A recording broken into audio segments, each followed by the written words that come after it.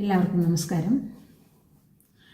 രാമായണത്തിലെ കിഷ്കിന്ധാകാന്ഡത്തിലെ ഈ ഭാഗത്ത് സുഗ്രീവനും ശ്രീരാമനും തമ്മിലുള്ള സൗഹൃദം, ആ സൗഹൃദം അതെങ്ങനെ പരസ്പരം സഹായകമാകുന്നു എന്നാണ് നമ്മൾ കാണുന്നത്. ജീവിതത്തിലും അങ്ങനെ തന്നെയാണ്. പലപ്പോഴും യാദൃച്ഛികമായി കണ്ടുമുട്ടുന്ന, യാദൃച്ഛികമായി ഉടലെടുക്കുന്ന ചില സൗഹൃദങ്ങളായിരിക്കും നമ്മളുടെ പ്രതിസന്ധി ഘട്ടത്തിൽ നമുക്ക് സഹായകമായി വരിക. അതിന് ചിരകാല പരിചയമോ ദീർഘകാല ബന്ധമോ ഒന്നും ആവശ്യമില്ല എന്ന് പലപ്പോഴും നമ്മൾക്ക് തന്നെ മനസ്സിലായിട്ടുണ്ടാകും. അങ്ങനെ ശ്രീരാമനും സുഗ്രീവനും സീതയുടെ അപഹരണത്തിന് ശേഷം യാദൃച്ഛികമായി കണ്ടുമുട്ടുകയും അവരുടെ സൗഹൃദം പരസ്പരം സഹായകമായി തീരുന്നതുമായ ഭാഗത്താണ് നമ്മളിപ്പോൾ എത്തിച്ചേർന്നിരിക്കുന്നത്. അതിൻ്റെ കൂടെ അയോധ്യാകാന്ഡം വെറും 12 നാമത്തിൽ ഉൾക്കൊള്ളിച്ചുകൊണ്ട് ഞാനിവിടെ ചൊല്ലാം. അഗണിത ഗുണഗണഭൂഷിത രാമ, അവനീതനയാ കാമിത രാമ, രാഗാചന്ദ്ര സമാനന രാമ, പിതൃവാക്യാശ്രിത കാനന രാമ, പ്രിയഗുഹ വിനിവേദിത പദ രാമ, തക്ഷാളിത നിജ മൃദുപദ രാമ, ഭരദ്വാജമുഖാനന്ദക രാമ, ചിത്രകൂടാദ്രിനികേതന രാമ, ദശരഥ സന്തത ചിന്തിത രാമ, കൈകേയീതനയാർത്ഥിത രാമ, വിരചിത നിജ പിതൃകർമ്മക രാമ, ഭരതാർപ്പിത നിജ പാതുക രാമ. രാമനാമം എല്ലാവർക്കും തുണയായിരിക്കട്ടെ. ഇനി രാമായണത്തിലേക്ക്. സുഗ്രീവൻ ഹനുമാന്റെ ഉപദേശമനുസരിച്ച് സീതാന്വേഷണത്തിനുള്ള പ്രാരംഭ നടപടികൾ എടുത്തതറിയാതെ ശ്രീരാമൻ ലക്ഷ്മണനോട് പറഞ്ഞു, അനുജ, കാര്യം സാധിച്ചതുകൊണ്ട് സൗഹൃദം കാര്യമാക്കാത്ത സുഗ്രീവൻ വാഗ്ദാനം മറന്നതായിട്ടാണ് കാണുന്നത്. നീ കിഷ്കിന്ധയിലേക്ക് ചെന്ന് സുഗ്രീവനെ കണ്ട് എൻ്റെ സന്ദേശം അറിയിക്കണം. ഉപകാരസിദ്ധിക്ക് വേണ്ടി വാഗ്ദാനം ചെയ്യുക, കാര്യസാധ്യമുണ്ടായാൽ വാഗ്ദാനം വിസ്മരിക്കുക. അങ്ങനെ ചെയ്യുന്നവൻ അധമന്മാരിൽ അധമനാണ്. ബാലി പോയ വഴി ഇപ്പോഴും അടഞ്ഞു പോകാതെ തുറന്നു കിടക്കുകയാണ്. സുഗ്രീവൻ ജ്യേഷ്ഠന്റെ പിറകെ ആ വഴിക്ക് പോകരുത്. ബാലിയെ വധിക്കുവാൻ എനിക്ക് ഒരമ്പ് മാത്രമേ വേണ്ടി വന്നുള്ളൂ. ഇനിയും എത്രയോ അമ്പുകൾ എൻ്റെ ആവനാഴിയിൽ കിടപ്പുണ്ട്. ലക്ഷ്മണ, ഇത്രയും സുഗ്രീവനോട് പറഞ്ഞിട്ട് യുക്തമായതെല്ലാം നിനക്ക് കൂട്ടിച്ചേർക്കാം. അത്രയും കേൾക്കാത്ത താമസം സുഗ്രീവനെ ശിക്ഷിക്കണമെന്നുള്ള ഉദ്ദേശത്തോടെ ലക്ഷ്മണൻ കോപിച്ച് ശരചാപങ്ങൾ കൈക്കലാക്കി ഗുഹയിൽ നിന്ന് പുറപ്പെടാൻ ഒരുക്കമായി. ശ്രീരാമൻ പറഞ്ഞു, ലക്ഷ്മണ, സുഗ്രീവനെ വധിക്കുകയൊന്നും വേണ്ട. തിന്മ കൊണ്ടല്ല കാര്യം നേടേണ്ടത്, നന്മ കൊണ്ടാണ്. നീ സാമവാക്യങ്ങൾ ഉപയോഗിച്ച് സുഗ്രീവനെ നേർവഴിക്ക് നയിക്കണം. ക്ഷിപ്രകോപിയായ ലക്ഷ്മണൻ ഉടൻ തന്നെ വില്ലും മാവനാഴയും അമ്പുകളും എടുത്ത് കൊടുങ്കാറ്റുപോലെ ഗുഹയിൽ നിന്നിറങ്ങി കിഷ്കിന്ധാ നഗരിയെ ലക്ഷ്യമാക്കി ദ്രുതഗതിയിൽ നടന്ന് കഴിയുന്നത്ര വേഗത്തിൽ അവിടെ എത്തിച്ചേർന്നു. രൗദ്രഭാവം മൂർത്തീകരിച്ചതുപോലെ വരുന്ന ആ അമിത പരാക്രമിയെ കണ്ടപ്പോൾ ഭയചകിതരായിത്തീർന്ന വാനര പ്രമുഖന്മാർ കർത്തവ്യതാമൂഢരായി നിലകൊണ്ടു. അവരുടെ ഇടയിൽ ബാലിപുത്രനെ കണ്ട് ലക്ഷ്മണൻ വിളിച്ചു പറഞ്ഞു, അംഗദ, ഞാൻ ഗോപുരദ്വാരത്തിൽ വന്നെത്തിയിട്ടുണ്ടെന്ന് സുഗ്രീവനെ അറിയിക്കൂ. ഏതു സമയത്തും അനുവാദം കൂടാതെ അന്തഃപുരത്തിൽ പ്രവേശിക്കുവാൻ അനുമതി വെച്ചിരുന്ന പ്രക്ഷനെന്നും പ്രഭാവനെന്നും പേരായ 2 വാനര പ്രമാണികളോടൊന്നിച്ച് അംഗദൻ അകത്തേക്ക് ചെന്ന് സുഗ്രീവനെ വിവരമുണർത്തിച്ചു. മദ്യലഹരി കൊണ്ട് സുഖലോലുപത വർദ്ധിപ്പിച്ചിരുന്ന സുഗ്രീവന് കാര്യം മനസ്സിലാക്കുവാൻ പോലും പ്രയാസം തോന്നി. അപ്പോഴേക്കും ഹനുമാനും നീലനും സുഷേണനും വിനതനും എത്തിച്ചേർന്ന് യുവരാജാവായ ബാലിപുത്രനെ പിന്താങ്ങുവാൻ ഒരുക്കമായി. ഹനുമാൻ മുമ്പോട്ട് ചെന്ന് സുഗ്രീവനെ നേരിട്ടു. തമ്പുരാനെ, സഖ്യമനുസരിച്ച് ശ്രീരാമൻ അവിടത്തേക്ക് കിഷ്കിന്ധ രാജ്യത്തിലെ രാജസ്ഥാനം തരികയുണ്ടായി. എന്നാൽ അവിടുന്ന് ചെയ്യാമെന്നേറ്റത് ചെയ്തിട്ടില്ല. കോപാധിക്യത്താൽ ജ്വലിച്ചുകൊണ്ട് ലക്ഷ്മണൻ ഗോപുരത്തിന് പുറകെ വന്ന് നിൽപ്പുണ്ട്. അവിടുന്ന് അതിവേഗത്തിൽ അങ്ങോട്ടേക്ക് ചെന്ന് ലക്ഷ്മണനെ പ്രസാദിപ്പിക്കണം. രാജാവിനെ ഉപദേശിക്കുമ്പോൾ തികച്ചും നിർഭയത്വം പ്രദർശിപ്പിക്കാറുള്ള ഹനുമാനോട് സുഗ്രീവൻ പറഞ്ഞു, ഞാൻ തെറ്റൊന്നും പ്രവർത്തിക്കുകയോ പറയുകയോ ചെയ്തിട്ടില്ല. എന്താണാവോ ലക്ഷ്മണന്റെ കോപത്തിന് കാരണം? എന്നോട് വിരോധമുള്ള വല്ലവരും ഏഷണി പറഞ്ഞിരിക്കുമോ? ഏതായാലും നിങ്ങളെല്ലാം ആദ്യം ചെന്ന് അറിഞ്ഞു വരണം. ഹനുമാൻ ധൈര്യമായി സ്വാഭിപ്രായം പ്രകടിപ്പിച്ചു. തമ്പുരാനെ, സ്നേഹകോപമാണ് ലക്ഷ്മണനെ ഇങ്ങോട്ടയക്കാൻ ശ്രീരാമനെ പ്രേരിപ്പിച്ചത്. സുഖത്തിൽ മുഴുകി കഴിയുന്ന അങ്ങ് 4 മാസം കഴിഞ്ഞത് അറിഞ്ഞിട്ടില്ലെന്ന് തോന്നുന്നു. സഖ്യമനുസരിച്ച് അങ്ങേക്ക് ചെയ്യാനുള്ളത് ചെയ്തിട്ടില്ല എന്നതാണ് അങ്ങയുടെ തെറ്റ്. അങ്ങ് കൃതജ്ഞനായി ശ്രീരാമൻ ചെയ്ത ഉപകാരം ഓർമ്മിച്ച് ലക്ഷ്മണന്റെ കോപം തണുപ്പിക്കുക തന്നെ വേണം. ശ്രീരാമന്റെ ദിവ്യശക്തി അങ്ങേക്ക് നേരിട്ട് അനുഭവപ്പെട്ടിട്ടുള്ളതാണല്ലോ. അപ്പോഴേക്കും 8 ദിഗന്ധങ്ങളെയും ഞെട്ടിപ്പിക്കാൻ പോരുന്നതായ ഒരു ഞാണുലി ഗോപുരദ്വാരത്തിന് പുറത്തുനിന്ന് ഉയർന്നു. ലക്ഷ്മണന്റെ കോപം തിളച്ചു പൊങ്ങുന്നതിന് തെളിവ് തന്നെയാണ് അതെന്ന് മനസ്സിലാക്കുവാൻ സുഗ്രീവന് ബുദ്ധിമുട്ടുണ്ടായില്ല. ധർമ്മബോധമുള്ള പരാക്രമികൾ ഒരിക്കലും സ്ത്രീജനങ്ങളോട് കയർക്കുകയില്ലെന്നറിയാമായിരുന്ന സുഗ്രീവൻ വാഗ്വൈഭവത്താൽ അനുഗ്രഹീതയായ താരരാജ്ഞിക്ക് ഒരു നിർദ്ദേശം നൽകി. നേരെ ഗോപുരദ്വാരത്തിലേക്ക് ചെന്ന് ഏത് വിധേനയും ലക്ഷ്മണന്റെ കോപം ശമിപ്പിച്ച് ഇങ്ങോട്ട് കൂട്ടിക്കൊണ്ടുവരണം എന്നതായിരുന്നു നിർദ്ദേശം. അതനുസരിച്ച് താര ഉഴറിച്ചെന്ന് ലക്ഷ്മണനെ കണ്ട് പറഞ്ഞു, കുമാര, അങ്ങേക്ക് ഇത്ര കോപമുണ്ടാകുവാൻ എന്താണ് കാരണമെന്ന് അറിയിക്കുവാൻ ദയവുണ്ടാകണേ. ബുദ്ധിശൂന്യനായ ഏതെങ്കിലും ഒരു വാനരൻ വേണ്ടാത്ത എന്തെങ്കിലും ചെയ്തുവോ? അതോ മറ്റാരെങ്കിലും അങ്ങയോട് അനിഷ്ടം പ്രവർത്തിച്ചുവോ? താരയുടെ മുഖഭാവവും വിനയവും വാക്സാമർത്ഥ്യവും ഒത്തുചേർന്ന് ലക്ഷ്മണന്റെ കോപം തണുപ്പിക്കുക തന്നെ ചെയ്തു. ഹേ വാനരരാജ്ഞി, മദ്യപാനിയും കാമാർത്തനുമായി കാലം കഴിക്കുകയല്ലേ സുഗ്രീവൻ? ദുഃഖം അനുഭവിച്ചു കഴിയുന്ന എൻ്റെ ജ്യേഷ്ഠനെയും എന്നെയും സുഗ്രീവൻ ഓർമ്മിക്കാത്തതെന്ത്? സീതാന്വേഷണത്തിനായി നിശ്ചയിക്കപ്പെട്ടിരുന്ന 4 മാസത്തെ കാലാവധി തീർന്നിരിക്കുകയാണ്. പ്രത്യുപകാരം ചെയ്യുവാൻ മറക്കുന്നവൻ അധർമ്മിയാണ്. മധുരഭാഷിണിയും സൗന്ദര്യധാമവുമായ താര വിനയാന്യതയായി പറഞ്ഞു, കുമാര, അങ്ങയെപ്പോലുള്ള ആത്മജ്ഞാനികൾക്ക് കോപമുണ്ടാകാൻ പാടുള്ളതാണോ? സുഗ്രീവ രാജാവിന് തെറ്റുപറ്റിയെന്ന് സമ്മതിക്കാം. അങ്ങ് ആ തെറ്റ് പൊറുക്കുക തന്നെ വേണം. എന്നാൽ ഒരു കാര്യം അങ്ങയെ അറിയിക്കാതെ നിവൃത്തിയില്ല. സീതാന്വേഷണത്തിനിറങ്ങുവാൻ വാനരന്മാർക്ക് അദ്ദേഹം ആജ്ഞ നൽകി കഴിഞ്ഞിട്ടുണ്ട്. അനേകായിരം വാനരന്മാർ എല്ലായിടങ്ങളിൽ നിന്നും കിഷ്കിന്ധയിൽ എത്തിയിട്ടുമുണ്ട്. അങ്ങ് എന്നോടൊന്നിച്ച് അന്തപുരത്തിലേക്ക് വരണം. നമുക്കൊന്നിച്ച് സുഗ്രീവ രാജാവിനെ ചെന്ന് കാണാം. താരയുടെ ക്ഷണമനുസരിച്ച് അന്തപുരത്തിൽ കയറി ചെന്ന ലക്ഷ്മണനെ കണ്ട് പരിഭ്രമിച്ച സുഗ്രീവൻ ചാടി എഴുന്നേറ്റ് തൊഴുകൈയോടെ നിലകൊണ്ടു. വീണ്ടും കോപിഷ്ഠനായിത്തീരുന്ന ലക്ഷ്മണൻ പറഞ്ഞു, സുഗ്രീവ, ഉപകാരം ചെയ്ത സുഹൃത്തിന് പ്രത്യുപകാരം ചെയ്യാത്തവൻ കൃതജ്ഞനാണ്. ബ്രഹ്മഹത്യയ്ക്കും ബന്ദിപാനത്തിനും മോഷണത്തിനും പ്രായശ്ചിത്തമുണ്ട്. പക്ഷേ കൃതജ്ഞതയ്ക്ക് പ്രായശ്ചിത്തമില്ല. കൃതജ്ഞരിൽ മുമ്പനാണ് അങ്ങ്. എൻ്റെ ജ്യേഷ്ഠൻ വാനര രാജ്യത്തെ അങ്ങേക്ക് അധീനമാക്കി തന്നു. അക്കാര്യം അങ്ങ് ഓർമ്മിക്കാതിരുന്നാലോ? തീർച്ചയായും അങ്ങ് ബാലിയെ പരലോകത്ത് കണ്ടുമുട്ടും. അതിന് മറുപടി പറയാൻ ധൈര്യപ്പെടാതെയും വാക്കുകൾ കിട്ടാതെ വിഷമിച്ചും തല താഴ്ത്തിയും നിൽക്കുന്ന സുഗ്രീവന് വേണ്ടി താര വീണ്ടും തൻ്റെ നയചാതുരിയും വാഗ്വിലാസവും ഉപയോഗിച്ചു. ലക്ഷ്മണകുമാര, സുഗ്രീവ രാജാവ് കൃതജ്ഞനോ വീൺവാക്ക് പറയുന്നവനോ അല്ലെന്നതാണ് സത്യം. വളരെ കാലം കഷ്ടപ്പെട്ടതിന് ശേഷം നല്ല കാലം വന്നെത്തി. അപ്പോൾ സുഖത്തിൽ അല്പം ഒഴുകിപ്പോയി അത്രയേ ഉള്ളൂ. മഹർഷിമാരിൽ ചിലർ പോലും അങ്ങനെ ചെയ്തിട്ടുണ്ട്. ആ സ്ഥിതിക്ക് സുഗ്രീവ രാജാവിൻ്റെ പോരായ്മ അത്ര കാര്യമാക്കേണ്ടതുണ്ടോ? ശ്രീരാമനും അങ്ങേക്കും വേണ്ടി രാജ്യമെന്നല്ല സർവസ്വവും ത്യജിക്കാൻ സന്നദ്ധനാണ് സുഗ്രീവ രാജാവ്. തീർച്ചയായും അദ്ദേഹം സീതാദേവിയെ തിരഞ്ഞു കണ്ടുപിടിക്കും. വമ്പിച്ച വാനര സൈന്യം വേണം. അങ്ങനെയുള്ള വാനര സൈന്യം തയ്യാറാകുന്നുമുണ്ട്. അങ്ങ് കാര്യം മനസ്സിലാക്കി കോപം അടക്കുക തന്നെ വേണം. അത്രയുമായപ്പോഴേക്കും ലക്ഷ്മണന്റെ കോമളവദനത്തിൽ നിന്ന് കൊടിയ കോപത്തിന്റെ കരിനിഴലുകൾ ഒഴിഞ്ഞുമാറി. പ്രസന്നതയുടെ കിരണാവലി പരന്നു കഴിഞ്ഞു. സുഗ്രീവന്റെ മനസ്സിനെ ബാധിച്ചിരുന്ന മദ്യലഹരിയും അവ്യക്തതയും മറന്ന് അദ്ദേഹം പരിതസ്ഥിതികളെക്കുറിച്ച് ബോധ്യവാനുമായി. സ്വന്തം കർത്തവ്യങ്ങളെക്കുറിച്ചുള്ള പരിപൂർണമായ ബോധത്തോടും അതേസമയം വിനയത്തോടും കൂടി അദ്ദേഹം വിശിഷ്ടാതിഥിയോട് പറഞ്ഞു, ലക്ഷ്മണ, എനിക്ക് വാനര രാജ്യവും ഐശ്വര്യവും കിട്ടിയത് ശ്രീരാമന്റെ കൃപ കൊണ്ടാണ്. അദ്ദേഹം തനിയെ രാവണനെ കൊന്ന് സീതാദേവിയെ വീണ്ടെടുത്തുകൊള്ളും. വെറുമൊരു സഹായി മാത്രമാണ് ഞാൻ. എന്തെങ്കിലും തെറ്റ് ഞാൻ ചെയ്തിട്ടുണ്ടെങ്കിൽ നിങ്ങൾ രണ്ടുപേരും അത് പൊറുക്കണം. ക്ഷമായാചനം ചെയ്യുന്ന വാനരാധിപനെ ലക്ഷ്മണൻ സമാധാനപ്പെടുത്തി. സുഗ്രീവ, കിഷ്കിന്ധ ഭരിക്കുവാൻ ഏറ്റവും അർഹൻ അങ്ങ് തന്നെയാണ്. അങ്ങയുടെ സഹായത്തോടെ ജ്യേഷ്ഠൻ രാവണനെ വധിക്കും. അങ്ങിപ്പോൾ എന്നോടൊന്നിച്ചു വരണം. ദുഃഖിതനായ ജ്യേഷ്ഠനെ സമാധാനപ്പെടുത്തണം. ജ്യേഷ്ഠന്റെ ദുഃഖം കാരണം ഞാൻ സ്വയം മറന്നുപോയി പരുഷം പറഞ്ഞതാണ്. അങ്ങ് എന്നോട് ക്ഷമിക്കണം. രാജവാഹനമായ പല്ലക്കിൽ ആദ്യം ലക്ഷ്മണനെ ഇരുത്തിയിട്ട് സുഗ്രീവൻ ഉപവിഷ്ടനായി.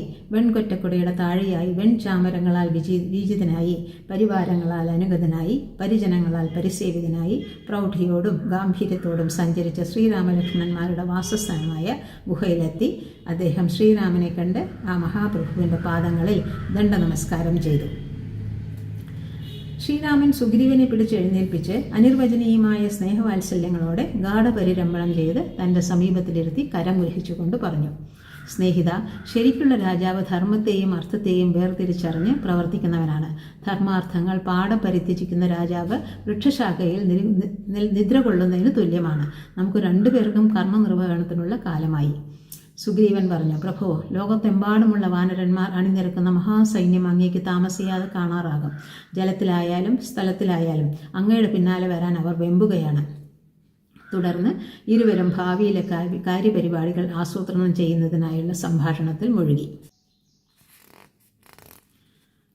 ആ സമയത്തിനുള്ളിൽ കിഷ്കിന്ധയിൽ എന്തൊക്കെയാണ് സംഭവിച്ചിരിക്കുന്നത് എന്നറിയേണ്ടത് ഈ അവസരത്തിൽ അത്യന്താപേക്ഷിതമായി തീർന്നിരിക്കുന്നു. സുഗ്രീവഹിതം എന്തെന്ന് മനസ്സിലാക്കിയിരുന്നവരും സുഗ്രീവാജ്ഞയുടെ കാഠിന്യം അറിയാവുന്നവരുമായ വാനരന്മാരുടെ വലിയ സംഘങ്ങൾ 8 ദിക്കുകളിലും നിന്ന് രാജധാനിയായ കിഷ്കിന്ധയിലേക്ക് വന്നു നിറഞ്ഞുകൊണ്ടിരുന്നു. മഹേന്ദ്രം, ഹിമാലയം, വിന്ധ്യൻ മുതലായ മഹാഗിരികൾ, പത്മാതലവനം, അഞ്ജനഗിരി, സമുദ്രതീരങ്ങൾ, ഗൃഹാന്തരാളങ്ങൾ, താഴ്വരകൾ, തപോവനങ്ങൾ, ഇങ്ങനെ ലോകത്തിൻ്റെ നാനാഭാഗങ്ങളിൽ നിവസിക്കുന്ന വാനരന്മാർ തങ്ങളുടെ രാജാവിൻ്റെ ആജ്ഞാപാലനത്തിനായി എത്തിക്കൊണ്ടിരുന്നു. നാനാവർണ്ണങ്ങൾ കലർന്നവർ, വ്യത്യസ്തങ്ങളായ ശരീരവൈപുല്യമുള്ളവർ, ആകാശസഞ്ചാരം ലഘുവായി നിർവഹിക്കുന്നവർ, ഇഷ്ടം പോലെ രൂപധാരണം ചെയ്യുന്നവർ, അതേസമയം ശൗര്യപരാക്രമികൾ, അങ്ങനെയുള്ള എണ്ണമറ്റ വാനര സമൂഹങ്ങൾ സീതാന്വേഷണത്തിന് എന്ത് ത്യാഗവും സഹിക്കുവാൻ സന്നദ്ധരായി കിഷ്കിന്ധയിൽ ഒത്തുകൂടി സുഗ്രീവാജ്ഞ പ്രതീക്ഷിച്ചു നിന്നു. ശ്രീരാമ സുഗ്രീവന്മാർ സംഭാഷണം ചെയ്യുന്നതിനിടയിൽ കിഷ്കിന്ധയുടെ ദിക്കിലേക്ക് നോക്കിയപ്പോൾ കണ്ടത് വാനിടത്ത് മറയ്ക്കുന്ന പൊടിപടലം സമീപിക്കുന്നതും അനുനിമിഷം ഉച്ചത്തിലായിക്കൊണ്ടിരിക്കുന്ന ആരവവുമായിരുന്നു. താമസിയാതെ കരകാണാ കടലിനോട് സാദൃശ്യം വഹിക്കുന്ന വാനര സൈന്യം തൻ്റെയും സുഗ്രീവൻ്റെയും മുമ്പിലായി പരന്നു കിടക്കുന്നത് കണ്ടപ്പോൾ അസാധ്യമെന്ന് കരുതിയിരുന്ന സീതാന്വേഷണം സുസാധ്യമെന്ന് ശ്രീരാമന് തോന്നി. പൊതുവായ സൈന്യത്തിൻ്റെ നിരവധി വിഭാഗങ്ങളിൽ ഓരോന്നും നയിച്ചിരുന്ന അമിത പ്രഭാവന്മാരായ പ്രമുഖന്മാരുടെ നാമധേയങ്ങളുടെ ശ്രവണമാത്രയിൽ പോലും ശത്രുക്കൾ നടുങ്ങിയിരുന്നു. ശതബലി, കേസരി, ഗവാക്ഷൻ, ധൂമ്രൻ, പനസൻ, ഗവയൻ, ദരീമുഖൻ, മൈന്ദൻ, ദ്വിവിധൻ, ജാംബവാൻ, ഗജൻ, രുമണ്വാൻ, ഗന്ധമാദനൻ, ഇന്ദ്രജാനു, രംഭൻ, ദുർമുഖൻ, ശരഭൻ, കുമുദൻ എന്നിവർ ചിലർ മാത്രമായിരുന്നു. അവരുടെ എല്ലാം മേലെയായി ഹനുമാനും നീലനും നളനും താരനും അംഗദനും, പോരെങ്കിൽ സുഗ്രീവനും. എല്ലാവരും കൂടിയാകുമ്പോൾ ശത്രു അഗ്നിയെ നേരിടുന്ന ശലഭങ്ങൾക്ക് തുല്യരാകും എന്നല്ലാതെ മറ്റെന്ത് പറയുവാൻ? സുഗ്രീവൻ ശ്രീരാമനോട് പറഞ്ഞു, പ്രഭു, എണ്ണിയാലൊടുങ്ങാത്ത ഈ വാനരഭടന്മാരിൽ ഓരോരുത്തരും അങ്ങയുടെ ദാസനാണ്. ഇവർ എന്താണ് ചെയ്യേണ്ടതെന്ന് അങ്ങ് നിർദ്ദേശിക്കണം. ശ്രീരാമൻ പ്രതിവചിച്ചു, സുഗ്രീവ, ആദ്യം രാവണന്റെ ആസ്ഥാനത്തെക്കുറിച്ച് അറിയേണ്ടതുണ്ട്. അവിടെ സീത ജീവിച്ചിരിപ്പുണ്ടോ എന്നും. അത്രയും അറിഞ്ഞാൽ പിന്നീട് വേണ്ടതെല്ലാം ഞാൻ ചെയ്തുകൊള്ളാം. അതുവരെയുള്ള ചുമതല ഞാൻ അങ്ങയെ ഏൽപ്പിക്കുന്നു. അങ്ങ് വേണം ഇവർക്ക് നിർദ്ദേശങ്ങൾ നൽകുവാൻ. അതനുസരിച്ച് സുഗ്രീവൻ വാനര സൈന്യത്തെ 4ആയി വിഭജിച്ച് ഒരു വിഭാഗത്തെ കിഴക്കോട്ടും മറ്റൊരു വിഭാഗത്തെ തെക്കോട്ടും 3-ാമത്തെ വിഭാഗത്തെ പടിഞ്ഞാറോട്ടും 4-ാമത്തെ വിഭാഗത്തെ വടക്കോട്ടും സഞ്ചരിച്ച് സീതയെ കണ്ടെത്തുവാനായി നിയോഗിച്ചു. പർവ്വതങ്ങൾ, നദികൾ, താഴ്വരകൾ, കാടുകൾ, ഗുഹകൾ എന്നിവ മാത്രമല്ല, നാടുകളും നഗരങ്ങളും എവിടെയായാലും അവിടെ ഒന്നും അന്വേഷണത്തിന് വിധേയമാക്കാതിരുന്നുകൂടാ എന്നായിരുന്നു നിർദ്ദേശം. വിനതൻ എന്ന മഹാവീരനായ മഹാവാനരനാണ് പൂർവ്വദിക്കിലേക്ക് പ്രയാണം ആരംഭിച്ച സൈന്യത്തിൻ്റെ അനിഷേധ്യ നായകൻ. ദക്ഷിണ ദിക്കിലേക്ക് നിയുക്തരായ സേനാവിഭാഗങ്ങളുടെ നേതൃത്വം നൽകപ്പെട്ടത് വാനരവർഗത്തിൻ്റെ അഭിമാന സ്തംഭങ്ങളായ ജാംബവാൻ, അംഗദൻ, ഹനുമാൻ, ഗജൻ, ഗവാക്ഷൻ, മൈന്ദൻ, ദ്വിവിധൻ, ഗന്ധമാദനൻ എന്നിവർക്കും. തുല്യശക്തരായ മറ്റു ചിലർക്കുമായിരുന്നു. രാവണൻ സീതയെ ആകാശമാർഗത്തിലൂടെ അപഹരിച്ചു കൊണ്ടുപോയത് തെക്കൻ ദിക്കിലേക്കായിരുന്നു എന്ന് ചില മുൻ സൂചനകൾ നേരത്തെ ലഭിച്ചിരുന്നതിനാൽ ആ ദിക്കിലായിരിക്കും സീത എന്ന അഭ്യൂഹമായിരുന്നു അതിന് കാരണം. പശ്ചിമദിക്കിലേക്ക് സുഗ്രീവൻ അയച്ച വമ്പിച്ച സൈന്യവിഭാഗത്തെ നയിച്ചത് സർവാദരണീയനും വീരാഗ്രണിയുമായ സുഷേണനെയായിരുന്നു. ഉത്തരദിക്കിൽ ചെന്ന് എല്ലായിടങ്ങളിലും സീതാന്വേഷണം നടത്തുന്നതിന് ചുമതലപ്പെടുത്തിയത് സംഖ്യാതീതരായ വാനരഭടന്മാരെ നയിക്കുന്ന ശതബലിയെയും. മറ്റു വാനര പ്രമുഖരെല്ലാം വളരെയേറെ സ്നേഹിക്കുകയും വിശ്വസിക്കുകയും ചെയ്തിരുന്നുവെങ്കിലും സുഗ്രീവൻ ഒന്ന് പ്രത്യേകമായിരുന്നു ഹനുമാനെക്കുറിച്ചുള്ള മതിപ്പും ആദരവും. അദ്ദേഹം ഹനുമാനെ അരികിലേക്ക് വിളിച്ചു പറഞ്ഞു, സ്നേഹിത, ഭൂമിയിലോ ആകാശത്തിലോ ജലത്തിലോ അങ്ങേക്ക് ഇഷ്ടം പോലെ സഞ്ചരിക്കാൻ സാധിക്കുമെന്ന് എനിക്കറിയാം. അങ്ങയുടെ പിതാവായ വായു ഭഗവാന്റെ ഗതിവേഗവും ശക്തിയും അങ്ങേക്കുണ്ടെന്നും അങ്ങ് മുഖാന്തരമായിരിക്കും സീതാവൃത്താന്തം ലഭിക്കുക എന്നെനിക്ക് മിക്കവാറും തീർച്ചയാണ്. ഹനുമാന്റെ മനസ്ഥിതി മാത്രമല്ല, ദിവ്യശക്തിയും ശ്രീരാമനെ സഹായിച്ചു ആ വാനരോത്തമന്റെ പരാക്രമവും ശാന്തിയും മഹാത്മ്യവും മനസ്സിലാക്കുവാൻ. ശ്രീരാമൻ സ്വനാമാങ്കിതമായ അങ്കുലീയമൂരി ഏൽപ്പിച്ചിട്ട് പറഞ്ഞു, ഹനുമാൻ, എൻ്റെ ദൂതനാണ് അങ്ങ് എന്ന് സീത അറിയുന്നതിന് വേണ്ടിയുള്ള അടയാളമായിട്ടാണ് ഞാൻ ഈ അങ്കുലീയം അങ്ങയെ ഏൽപ്പിക്കുന്നത്. കാര്യസാധ്യം അങ്ങയിലൂടെ ആയിരിക്കും എന്നെനിക്ക് പരിപൂർണ വിശ്വാസമുണ്ട്. ഭക്ത്യാദര പുരസ്സരം ശ്രീരാമദത്തമായ ആഭരണം സ്വശിരസിൽ വെച്ചിട്ട് ഹനുമാൻ സ്വാമിയായി അംഗീകരിച്ചിരിക്കുന്ന മഹാപുരുഷനെ നമസ്കരിച്ച് എഴുന്നേറ്റ് നിന്നു. മഹാസാഗരം പെട്ടെന്ന് നാലായി പിരിഞ്ഞ് 4 ദിക്കിലേക്കും പ്രവഹിക്കുന്നത് പോലെയായിരുന്നു ശ്രീരാമസുഗ്രീവന്മാരുടെ മുമ്പിൽ നിന്ന് വാനര മഹാസേന ദ്രുതഗതിയിൽ പ്രയാണം ആരംഭിച്ചത്. അവരുടെ പ്രത്യാഗമനം പ്രതീക്ഷിച്ച് അക്ഷമരായി കഴിയുന്ന ശ്രീരാമ ലക്ഷ്മണ സുഗ്രീവന്മാർ ഒന്നൊന്നായി എണ്ണിക്കൊണ്ടിരുന്ന നാളുകൾ 30 ആയപ്പോഴേക്കും പൂർവ്വ ദിക്കിലേക്ക് പോയ വിനതനും പശ്ചിമ ദിക്കിലേക്ക് പോയ സുഷേണനും ഉത്തര ദിക്കിലേക്ക് പോയ ശതബലിയും അവരവരുടെ സേനാവിഭാഗങ്ങളോടുകൂടി ഭഗ്നാശരായി പ്രസ്രവണത്തിൽ മടങ്ങിയെത്തി. അവരുടെ ആശ മാത്രമല്ല, ശ്രീരാമലക്ഷ്മണന്മാരുടെയും ആശ ദക്ഷിണ ദിക്കിലേക്ക് പോയിരിക്കുന്ന സേനാവിഭാഗത്തിൽ, പ്രത്യേകിച്ചും ഹനുമാനിൽ കേന്ദ്രീകരിച്ചിരുന്നു. പർവ്വതങ്ങളും വനങ്ങളും ആരണ്യങ്ങളും നദീതീരങ്ങളും കുന്നുകളും താഴ്വരകളും അതെന്തിന് ഒരൊറ്റ സ്ഥലവും വിടാതെ തിരഞ്ഞു നടന്ന ദക്ഷിണ സേനാ വിഭാഗം ക്രമേണ മുമ്പോട്ട് പോയി ക്രമേണ വിന്ധ്യപർവ്വതത്തിൽ എത്തിച്ചേർന്നു. അവിടെയും ഒരിടത്തും കാര്യസിദ്ധി ഉണ്ടാകാതെ അവർ പകൽ മുഴുവൻ സഞ്ചരിച്ചും കണ്ടുകിട്ടുന്ന കായ്കനികളിൽ നിന്നും ചോലയിൽ നിന്ന് വെള്ളം കുടിച്ചും രാത്രിയിൽ മാത്രം വിശ്രമിച്ചും അന്വേഷണയാത്ര തുടർന്നു. അന്നോളം കണ്ടോ കേട്ടോ അറിഞ്ഞിട്ടില്ലാത്ത പ്രത്യേക മാതിരിയുള്ള ഒരു പ്രദേശത്ത് അവർ എത്തിച്ചേർന്നപ്പോൾ കണ്ട കാഴ്ച ഭീതിജനകമായിരുന്നു. വൃക്ഷങ്ങൾ ധാരാളമുണ്ടെങ്കിലും ഒന്നിൽ പോലും ഒരു ഇലയോ ഒരു കായോ ഇല്ല. നദികൾ ചിലതൊക്കെ ഉണ്ടെങ്കിലും അവയിൽ ഒരു തുള്ളി വെള്ളമില്ല. വനപ്രദേശങ്ങളിൽ സാധാരണ കാണപ്പെടുന്ന മൃഗങ്ങളുടെയോ പക്ഷികളുടെയോ പൊടി പോലുമില്ല.